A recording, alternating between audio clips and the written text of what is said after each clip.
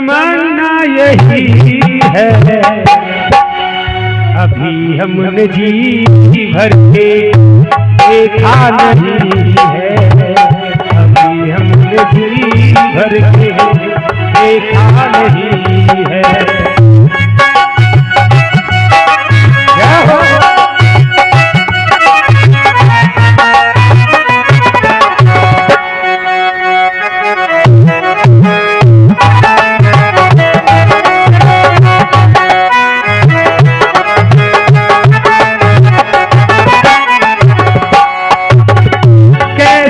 घड़िया जीवन की आई,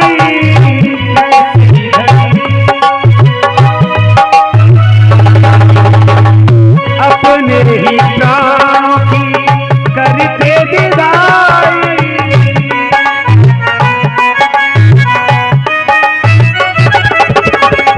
अभी ये अयोध्या, अभी ये अयोध्या हमारी नहीं है, अभी हमने जी भर के देखा नहीं है, अभी हमने जी भर के देखा नहीं है।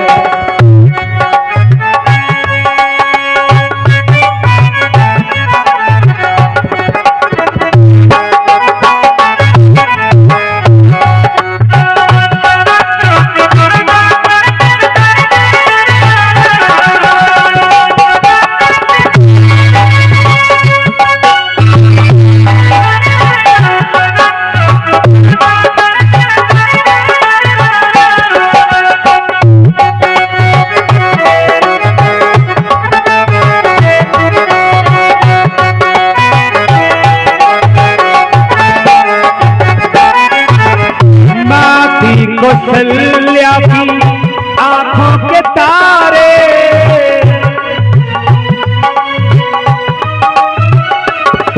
ये दशरथ जी के राजी दुलारे,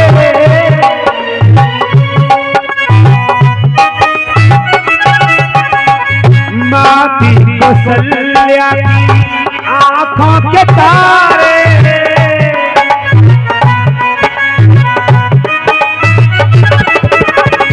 दशरथ जी के राज दुलारे।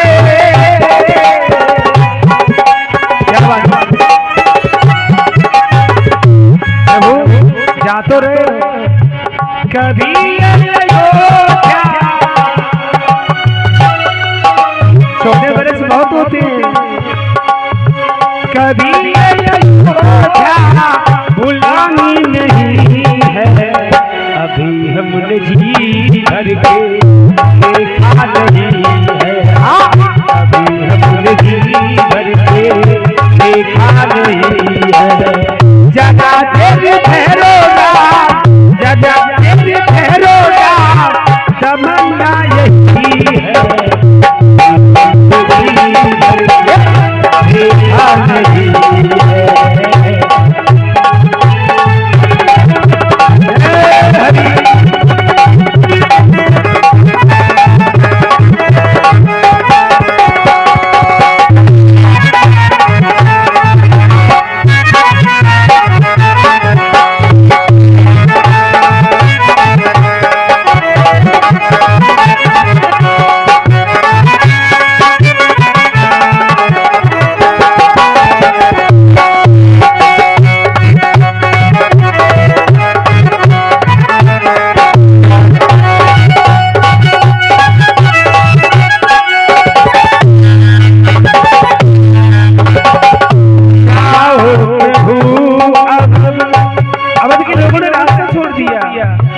जाओ प्रभु अब समय हो रहा है,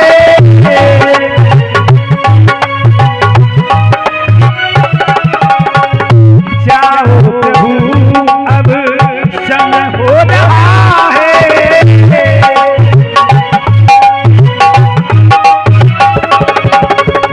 घड़ी का उजाला कम हो रहा है,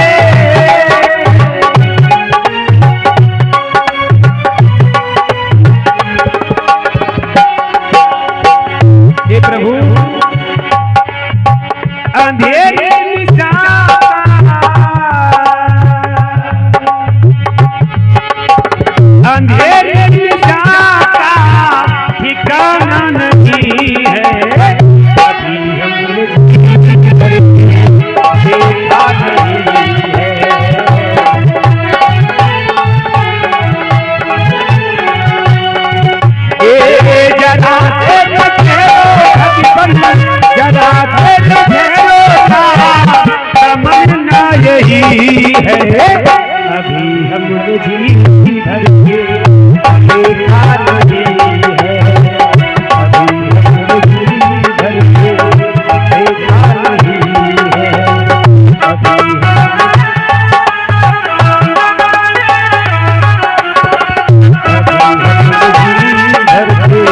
देखा नहीं है।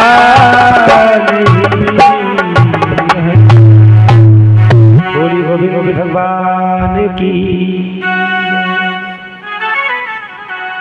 सुखदेव जी बड़े भाव से वर्णन कर रहे हैं परीक्षित।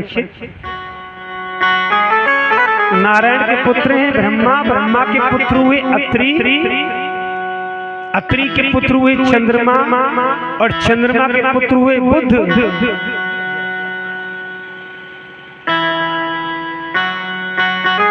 और ये चेयरमैन साहब जी की तरफ से आशीर्वाद प्राप्त हुआ है, बार बार धन्यवाद।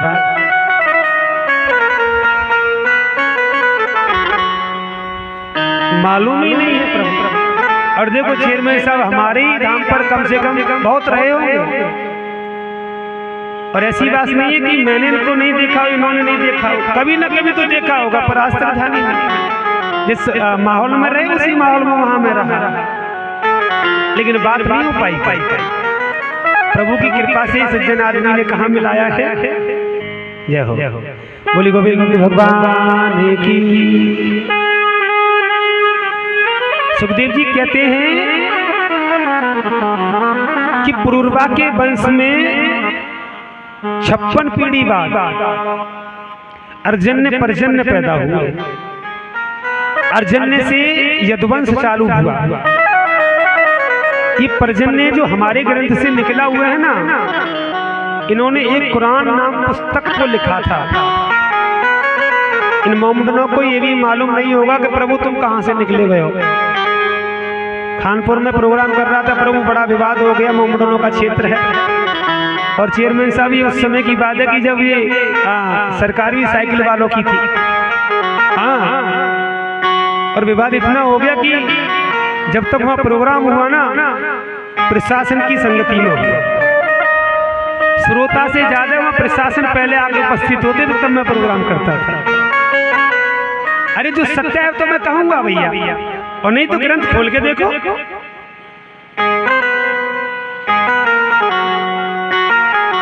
इस पीढ़ी में चलकर के उग्रसेन और सूरसेन पैदा हुए। उग्रसेन मथुरा के राजा बने। पत्नी का नाम है पवन रेखा। वन में भ्रमण कर रही थी, एक दुर्मिल नाम की परछाई उस पर पड़ गई। उग्रसेन को नहीं बताया कुछ भी। लोग कहते हैं ना कि जैसा खाओगे अन्न वैसा बनेगा। अच्छी संगति करोगे तो अच्छा कुछ ना कुछ प्राप्त होगा।